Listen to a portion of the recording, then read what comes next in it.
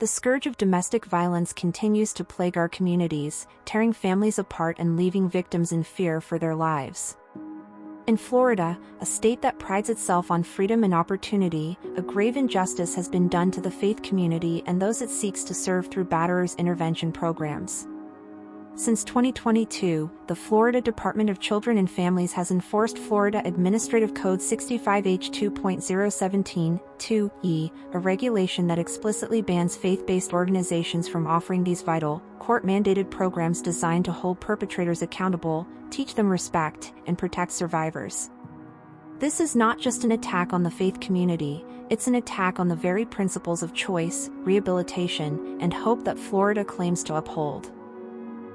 For over 30 years, faith-based BIPs have operated successfully in Florida, providing a 29-week course of group sessions, each lasting an hour and a half, led by trained facilitators with expertise in domestic violence. These programs have a proven track record, boasting the lowest recidivism rates among participants.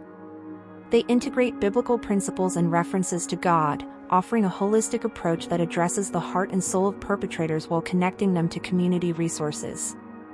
Yet, in a shocking display of bureaucratic overreach, Florida DCF has singled out these programs, demanding they strip away their faith-based content or face exclusion.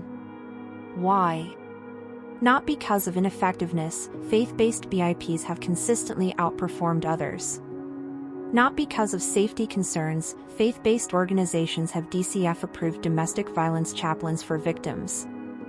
The truth is far more troubling. This ban reflects a deep-seated hostility toward the faith community, cloaked in the guise of policy.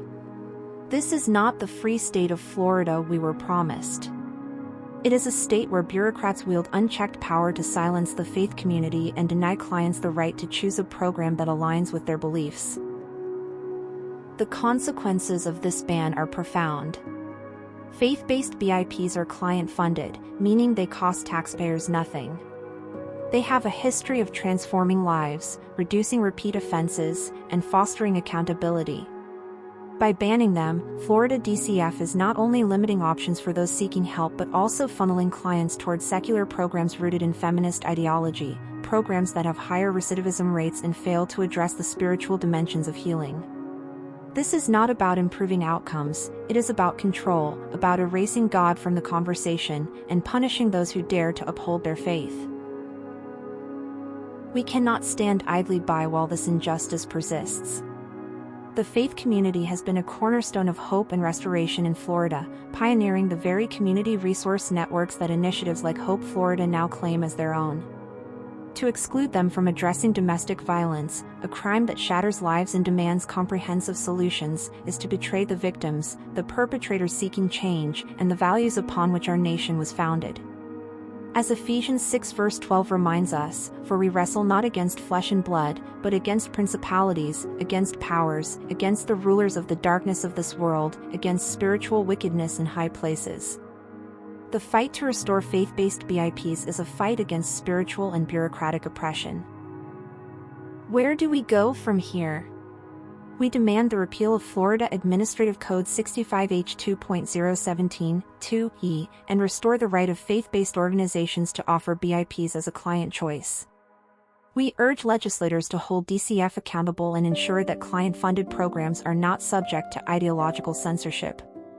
And we implore every Floridian to raise their voices, to refuse to be silenced, and to fight for a state where freedom of belief is not just a slogan but a reality. The cost of inaction is too high. Domestic violence thrives in the shadows of apathy and control. By banning faith-based BIPs, Florida is choosing ideology over results, power over compassion. To those in authority, know this: your decisions will be judged not only by the people of Florida but by the God you have sought to exclude. Numbers chapter 32 verse 23 warns, "But if ye will not do so, behold, ye have sinned against the Lord, and be sure your sin will find you out."